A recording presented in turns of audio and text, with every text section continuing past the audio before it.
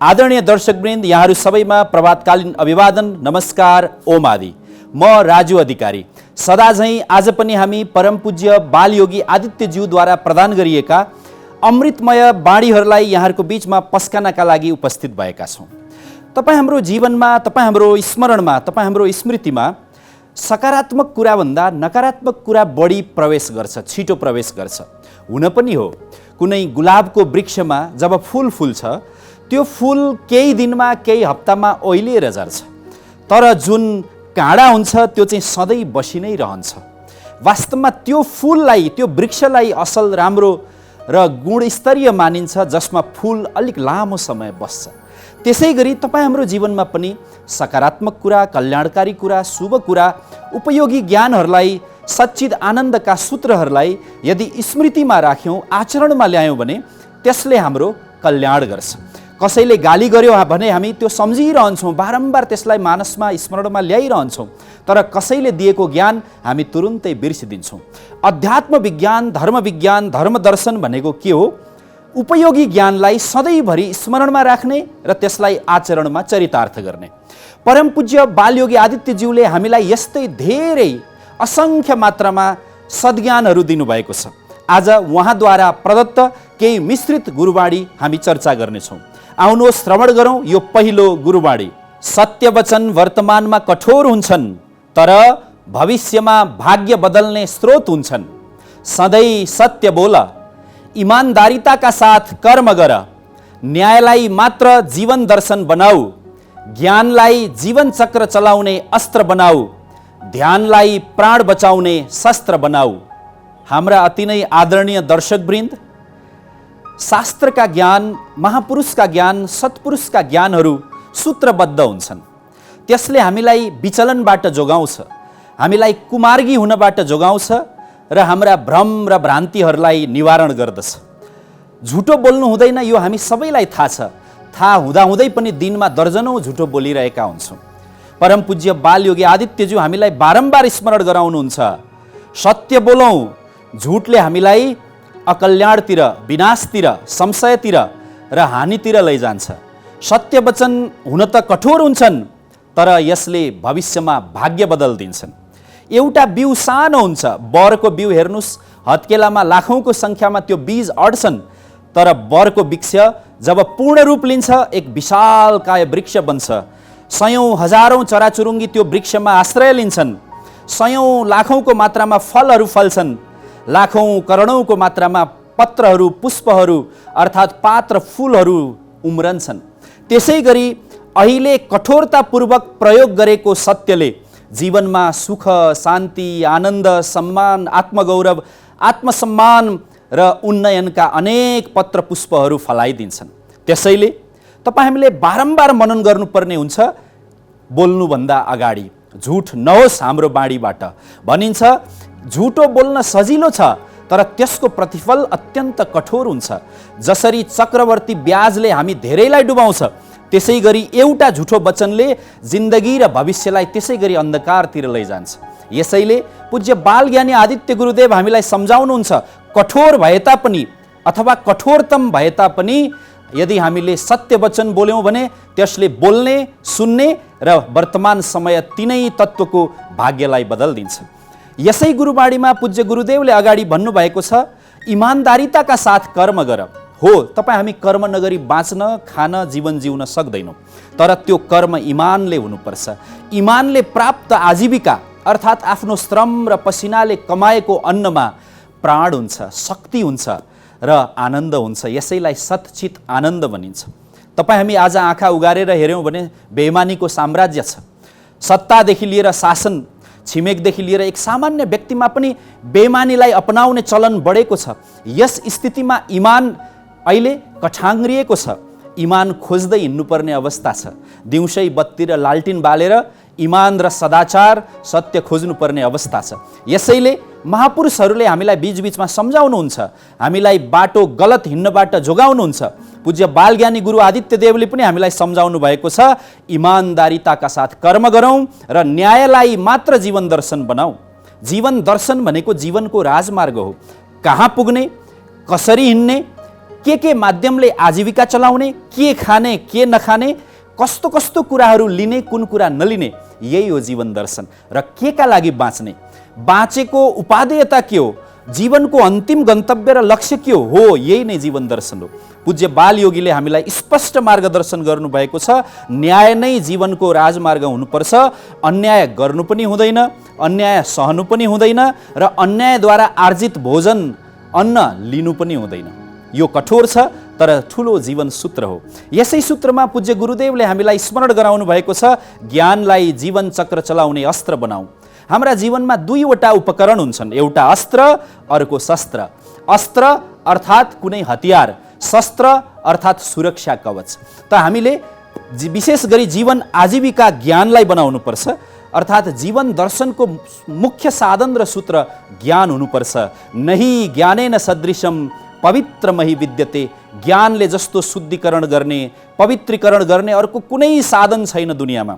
शालिग्राम, गङ्गा अर्थात् गङ्गाजल अर्थात् तुलसी दल आदि सबैभन्दा पनि हामी हाम्रो घरमा शङ्ख राख्छौँ, हामी चम्मर राख्छौँ, गङ्गाजल राख्छौँ, श्रीखण्ड राख्छौँ, हामी कुल पूजा गर्छौँ, यी सबैको शिरमा पनि ज्ञान नै छ। पूज्य गुरुदेवले भन्नुभएको छ, ज्ञानलाई शस्त्र बनाएर मात्रै हुँदैन, ध्यानलाई प्राण बचाउने शस्त्र अस्त्र बनाउनुपर्छ। विशेष गरी शस्त्र बनाउनुपर्छ, सुरक्षा कवचको रूपमा ध्यानलाई स्थान दिनुपर्छ। आदरणीय दर्शकवृन्द, यसै क्रममा आउनुहोस् अर्को गुरुवाणी श्रवण गरौँ। सेवाभन्दा ठुलो कुनै अर्को धर्म छैन। सकेको दान गर, आफू अगाएर अरूलाई भोको नराख, आफू हाँसेर अरूलाई रुन बाध्य नपार, आफ्नो शान्ति खोज्दा खोज्दै सर्वत्र अशान्ति नफैलाऊ। आदरणीय दर्शकवृन्द, भर्खरै वाचन गरिएको गुरुवाणी जीवनका लागि अत्यन्तै उपयोगी सूत्र हो। पूज्य गुरुदेव स्पष्ट सम्झाउनुहुन्छ, अपिल गर्नुहुन्छ कि अरूलाई आहत नगरौँ।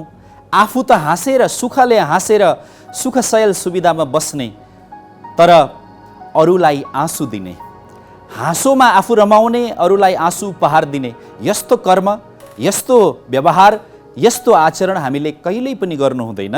र जीवनमा यदि धर्म आर्जन गर्ने हो, धर्म अवलम्बन गर्ने हो भने सेवा नै सबभन्दा ठुलो धर्म हो। हाम्रा शास्त्रहरूले पनि भनेका छन्, यज्ञ नै सेवा हो, उपकार नै सेवा हो, धर्म नै सेवा हो, दान नै सेवा हो। अर्थात् सेवा नै भगवान परमात्मा गुरु सबैलाई खुसी पार्ने सबभन्दा सुलभ र सर्वश्रेष्ठ मार्ग हो। र सेवाका लागि दान आवश्यक हुन्छ। दानका विषयमा हाम्रा शास्त्रहरूले स्पष्ट भनेका छन्, आफू कमाउँछौँ खान्छौँ भने त्यो अन्यायको भोजन हो। आफूले कमाएबाट कम्तीमा पनि 10% दशांश दान गर्नुपर्छ भन्ने प्रावधान छ। चाहे त्यो बौद्ध दर्शनमा होस्, चाहे त्यो हिन्दू सनातन दर्शनमा होस्, चाहे त्यो इस्लाम दर्शनमा होस्, चाहे त्यो इसाई दर्शनमा होस्। त्यसैले पूज्य गुरुदेव स्मरण गराउनुहुन्छ, सकेको दान गर र आफू मात्रै अगाएर सन्तुष्ट नबन, अरू भोकाहरूका विषयमा सोच र सकेको भोजन दान गर। पूज्य गुरुदेव हामीलाई बारम्बार स्मरण गराउनुहुन्छ, आफू त शान्ति चाहन्छु हो, तपाईँ हामी सबै शान्ति चाहन्छौँ। अशान्त मन कोही पनि चाहँदैन। एकछिन अशान्त भयो भने हामी व्यग्र हुन्छौँ, व्याकुल हुन्छौँ, अनि त्यो व्याकुलताले धेरैलाई दुःख दिन्छौँ, तथानाम बोलिदिन्छौँ, विद्रोह गर्छौँ, कहिलेकाहीँ झगडा गर्छौँ, कहिलेकाहीँ त आत्महत्यासम्म पुग्छन् मानिसहरू। त्यसैले अशान्त मन के हो? सबभन्दा ठुलो सामूहिक पनि शत्रु हो र व्यक्तिगत पनि शत्रु हो। पूज्य गुरुदेव स्पष्ट सम्झाउनुहुन्छ, आफ्नो शान्ति खोज्दा अरूलाई अशान्ति नबनाऊ, अरू अन्यत्र अशान्ति नफैलाऊ। हो, यो सूत्र तपाईँ हामीले सदैव याद राख्नुपर्छ। सडकमा हिँड्दा हिँड्दै पनि आफू छिटो जान चाहने, तर आफू जस्तै अरू यात्रुको सुविधामाथि ध्यान नराख्ने। पङ्क्तिमा बस्नु पर्यो, लाइनमा बस्नु पर्यो भने आफूलाई छिटो पालो आउनुपर्ने, तर आफू जस्तै अघिदेखि व्यक्तिका बारेमा नसोच्ने। तपाईँ हामी साना साना कुरामा पनि अरूलाई अशान्त गर्न खोज्यौँ भने हाम्रो अध्यात्म धर्मको यात्रा अपुरो हुन्छ। त्यसैले धार्मिक हुन, आध्यात्मिक हुन, सम्मानित हुन, उच्च पदस्थ व्यक्ति हुन, महान हुनका लागि हाम्रो आचरणमा सेवा र शान्ति हुन आवश्यक छ। परम पूज्य बाल योगी आदित्यदेव हामीलाई बारम्बार यस्ता महत्त्वपूर्ण ज्ञान सूत्रहरू दिँदै आउनु भएको छ। आदरणीय दर्शकवृन्द, आउनुहोस् अबको क्रममा अर्को एउटा सूत्र मनन गरौँ। कुकर्म गरी याचनाका लागि ईश्वर खोज्दै हिँडेको देख्दा दया जाग्छ। सत्कर्म गरे परमात्मालाई आफ्नै हृदयमा सजाउन सकिन्छ, यो नबुझ्दा झन् पीडा हुन्छ। जीवनको केन्द्रबिन्दु भनेको कर्म हो। कर्मले नै मनुष्यलाई, मनुष्यतालाई र मनुष्य जीवनको अर्थलाई पूर्णता दिन्छ। काम गर्नु मात्रै कर्म होइन, जुन काम गर्छौँ त्यो काममा भाव जोडिनु कर्म हो। कुनै हिमालमा हिउँ परिरहेको छ, त्यो कर्म होइन। त्यो हिउँ परिरहेको घटनालाई तपाईँ आफ्नो भावनाले जोड्नुहुन्छ भने त्यो कर्म हो।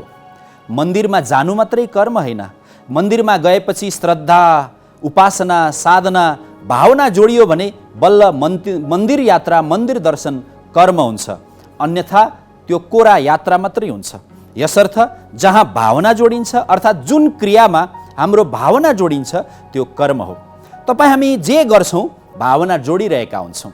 यो गरे बापत मलाई फाइदा होस्, मलाई सम्मान होस्, मैले जस पाऊँ, मेरो यश बढोस्, मैले प्रशंसा पाऊँ, मैले फाइदा पाऊँ, मेरो भागमा अरू सामग्री आओस्। आदरणीय दर्शकवृन्द, हामी सबैको चाहना यस्तै हुन्छ। त कुकर्म भनेको के हो? यदि हामी थोरै गर्छौँ र गरेभन्दा बढी प्रतिफल खोज्छौँ र जे गर्छौँ त्यसले अरूलाई हानि गर्छौँ भने त्यो कुकर्म हो। र जे गर्छौँ त्यसले अरूलाई आनन्दित बनाउँछौँ, अरूलाई सम्मान दिन्छौँ, अरूको सुविधामा ख्याल गर्छौँ, अरूलाई कल्याण गर्छौँ, त्यो सुकर्म हो। त पूज्य बालयोगी आदित्यदेव हामीलाई सम्झाउनुहुन्छ गर्न चाहिँ कुकर्म गर्ने, अनि कुकर्मको याचना गर्दै मेरो कुकर्म पखालियोस्, यसको चाहिँ दुष्फल पखालियोस् भनेर हामी भाकल गर्छौँ, मन्दिर जान्छौँ, देवताको ईश्वरको पूजा गर्छौँ। यो चाहिँ उचित होइन भनेर पूज्य गुरुदेवले हामीलाई स्पष्ट सम्झाउनु भएको छ। हो, तपाईँ हामी दिउँसभरि कुकर्म गर्ने अनि बिहान बेलुका ईश्वरको उपासना गऱ्यौँ भने त्यो उपासना सार्थक र सफल हुँदैन। यसो गरेको देख्दा पूज्य गुरुदेव भन्नुहुन्छ दया जाग्छ। हो, यो तपाईँ हामी दयाप्रद काम नगरौँ, हामी सबै आशीर्वाद पाउने काम गरौँ। त्यसका लागि सत्कर्म गर्नुपर्ने हुन्छ। सत्कर्म के हो? जसले आफ्नो पनि कल्याण, अरूको पनि कल्याण, आफूलाई पनि आनन्द, अरूलाई पनि आनन्द, आफ्नो पनि सुविधामा वृद्धि, अरूको पनि सेवा सुविधामा वृद्धि गर्छ। यसलाई सत्कर्म भनिन्छ। यदि भगवानलाई चढाउने सबैभन्दा महँगो, सबैभन्दा उच्च कोटिको उपहार यहाँले खोज्दै हुनुहुन्छ भने त्यो हो सत्कर्म। त पूज्य बालयोगी हामीलाई सम्झाउनुहुन्छ सत्कर्म गरे परमात्मालाई आफ्नै हृदयमा सजाउन सकिन्छ। आफ्नै हृदय मन मन्दिर बन्दछ, आफ्नै हृदय देवस्थल, तीर्थस्थल, युग तीर्थ र पावन तीर्थ बन्दन्छ। जसले यो कुरा बुझ्दैन यो पीडा हुन्छ। सामान्य व्यक्तिलाई त पीडा हुन्छ, झन् जसले सबैको भावनालाई समेटेको हुन्छ उसलाई त पक्कै पनि पीडा हुन्छ। पीडै पीडाका बीच कहिलेकाहीँ परम पूज्य बालयोगी हामीलाई विभिन्न ज्ञानहरू दिनुहुन्छ, तर त्यो पीडाका बखत दिएको ज्ञानले हाम्रो चाहिँ पीडा निवारण गर्छ। यस्तै पीडा निवारण गर्ने एउटा अर्को गुरुवाणी मनन गरौँ। अज्ञानताको भाइरलले अशान्ति फैलिएको बेला ज्ञानको भ्याक्सिन लगाई शान्तिको बिगुल फुकौँ। आदरणीय दर्शकवृन्द, तपाईँ हामी यो भ्याक्सिन र भाइरल भन्ने बित्तिकै अहिले विचलित हुन्छौँ, भयग्रस्त हुन्छौँ। हो, अहिले कोभिड भाइरल सर्वत्र छ। कहिले डेङ्गु भाइरल, कहिले मलेरिया भाइरल, कहिले कुनै सरुवा रोग, कुनै विभिन्न नदेखिने आँखाको दृष्टिशक्तिभन्दा हजारौँ, लाखौँ, करोडौँ गुणा साना भाइरसहरू हाम्रा वरिपरि घुमिरहेका छौँ। हामी ती भाइरसहरूदेखि यतिखेर त्रसित छौँ, भयग्रस्त छौँ। तर योभन्दा पनि खतरनाक भाइरस हो अज्ञानताको भाइरल। अज्ञानता भनेको के हो? हातमा चाबी छ तर त्यो चाबी खोल्ने ढङ्ग छैन, आँखा छ तर हेर्ने दृष्टि छैन, खुट्टा छन् तर हिँड्ने साहस र तरिका छैन। यो नै अज्ञानता हो। भनिन्छ सबैभन्दा ठुलो मानवीय विडम्बना अज्ञानता हो। यो अज्ञानताले तपाईँ हाम्रो हातमा सबै थोक हुँदाहुँदै पनि त्यसको रसपान गर्न दिँदैन, त्यसको लाभ लिन दिँदैन, त्यसलाई आनन्दपूर्वक उपभोग गर्न दिँदैन। तसर्थ पूज्य बालयोगी स्पष्ट स्मरण गराउनुहुन्छ यो अज्ञानताको भाइरल सर्वत्र फैलिएको छ। तमसको रूपमा यो भाइरल सर्वत्र छ र यो भाइरलको परिणाम के हो? अशान्ति हो। अहिले जुन अशान्तिको कारण खोज्ने हो भने अज्ञान हो, र अज्ञानको कारण खोज्दै जाने हो भने त्यो कहिल्यै सकिँदैन। किनभने अज्ञानको जुन पृष्ठभूमि हुन्छ त्यो धेरै गहिरो र लामो हुन्छ, पहाड जस्तो। यदि शैलम समम पापम, र शैल बराबर पहाड, ठुल्ठुला ढिस्का पहाडहरू बराबर अज्ञानता छन्। यस्तो अवस्थामा त्यसलाई सामना गर्ने, जित्ने भनेको ज्ञानको भ्याक्सिन हो। त तपाईँ हामीले यो भाइरलको भ्याक्सिन जत्तिकै जिज्ञासापूर्वक र प्रयासपूर्वक ज्ञानको भ्याक्सिन लगाउने हो भने हामी शान्तिको बिगुल फुक्न सक्छौँ। यतिखेर शान्तिको शङ्ख बजाउनु पर्ने बेला छ। हाम्रो मन अशान्त छ, रोगले तन अशान्त छ, कलहले परिवार अशान्त छ र कुशासनले समाज अशान्त छ।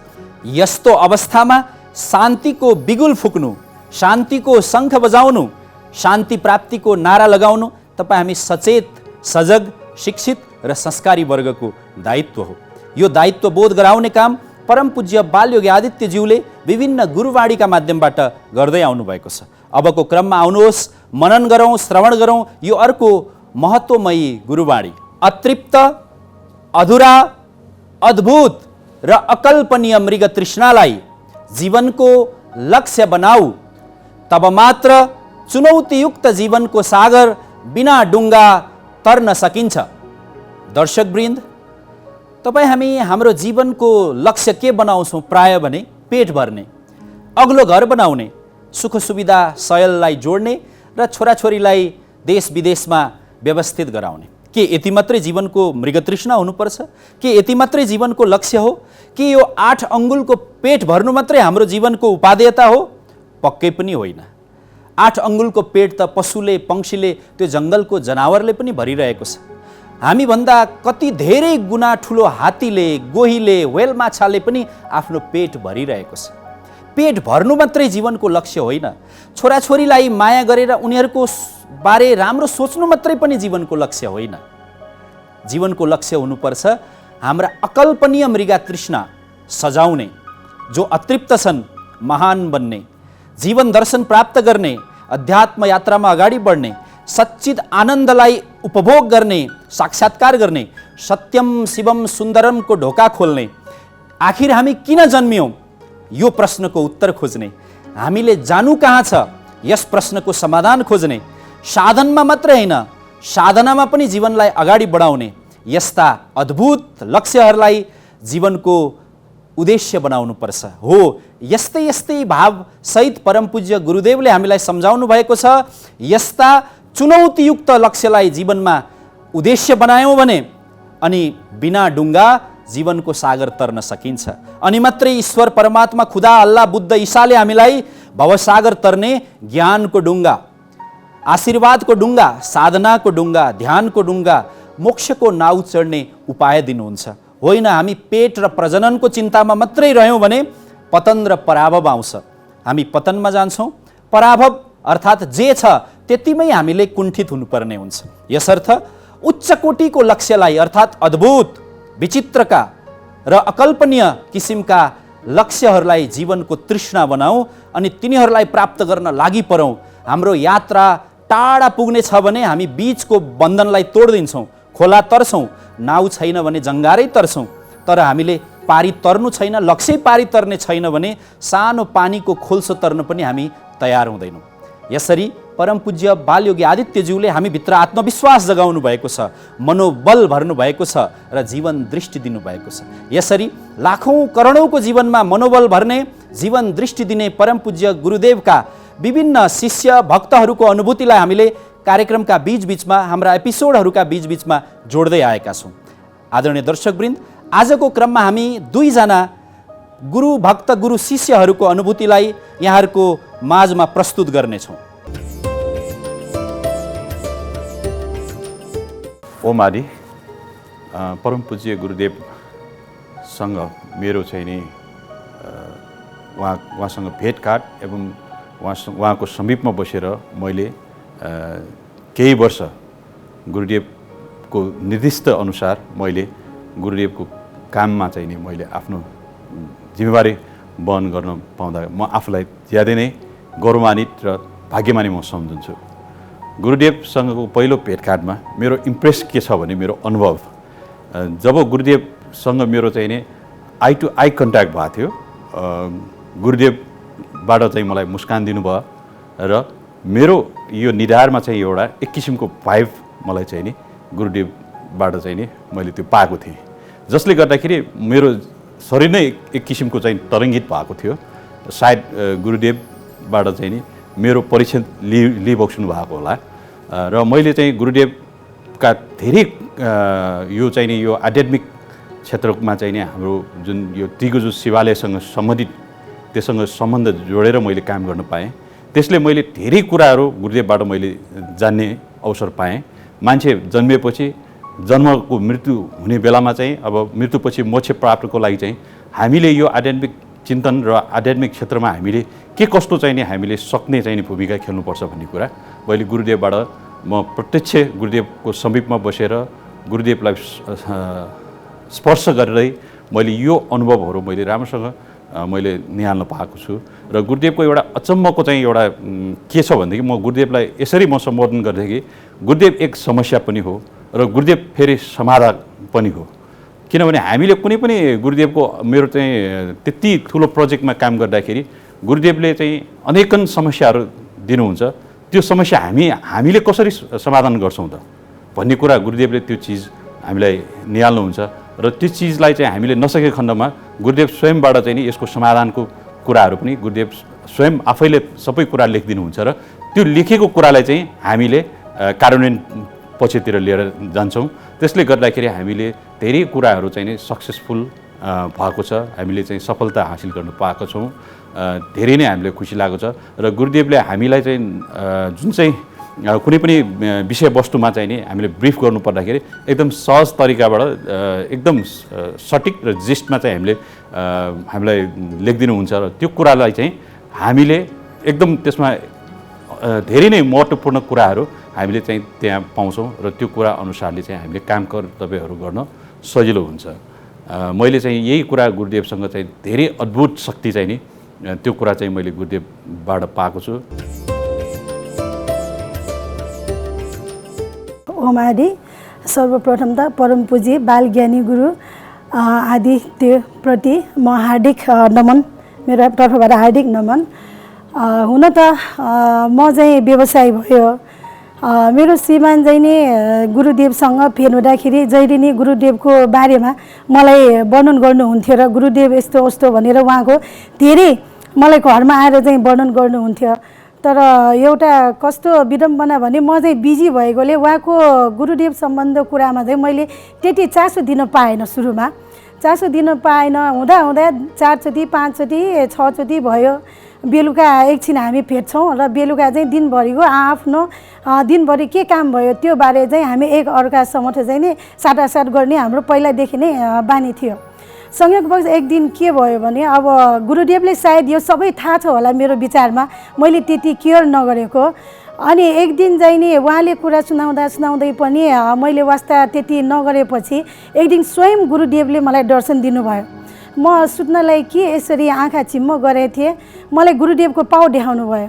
खासमा मलाई त्यो गुरुदेवको पाउ भन्ने पनि मलाई लागेन। आँखा चिम्म गर्ने बित्तिकै एकदम रातो अबिरहरू भएको फुलमाला भएको पाउ दर्शन गरेँ। म छसङ्ग भएँ, ओहो यो के होला, यस्तो मलाई भगवान्कै पाउ जस्तो यस्तो दर्शन भयो भने फेरि मलाई नि आफूलाई नै याद आयो कि सायद यो गुरुदेवले मलाई दर्शन दिनुभएको हुनसक्छ यो। किनभने श्रीमानले जहिले नि मलाई गुरुदेवको बारेमा वर्णन गर्दा पनि मैले त्यति चासो दिन नपाउँदा आज स्वयं गुरुदेवले मलाई दर्शन दिनुभएको जस्तो मलाई चाहिँ भान भयो। अनि एकचोटि मैले श्रीमानले भने मलाई पनि लानु, म पनि आउँछु भन्दाखेरि त्यही हो, संजोग नमिलेको भनौँ, तर बल्ल एक दिन चाहिँ मलाई चाहिँ संजोग मिल्यो।